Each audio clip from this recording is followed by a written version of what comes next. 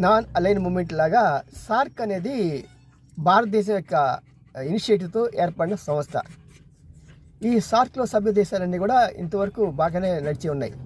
కానీ ఈ మధ్యకాలంలో పాకిస్తాన్, చైనాలు రెండు కూడా కలిసిపోయి భారత్కి వ్యతిరేకంగా కొన్ని నిర్ణయాలు తీసుకోవడం మూలంగా సార్క్ని నుంచి భారతదేశం బయటకు వచ్చేసింది. ఎప్పుడైతే సార్క్ నుంచి భారతదేశం బయటకు వచ్చిందో దానివల్ల సార్క్కి ఉన్న విలువ మొత్తం పడిపోయింది. ఇప్పుడు కనీసం సార్క్ మీటింగ్లు పెట్టే నాదుడు కూడా లేడు. మరి భారతదేశానికి ఇంకొక మంచి లాభం ఏంటంటే, ఒకవేళ అది పక్కకి వెళ్ళిపోయినా సరే కొన్ని వందల కనీసం ఒక 200-300 కోట్ల రూపాయల ఆదా. ఎందుకంటే ప్రతి సంవత్సరం మనం ఇచ్చే ఫండ్ అది సార్క్కి. అంతేకాకుండా కొన్ని దేశాల్లో వాళ్ళకి సేవలు చేయటం ఇవన్నీ కూడా అవన్నీ అవసరం లేకుండా పోయాయి.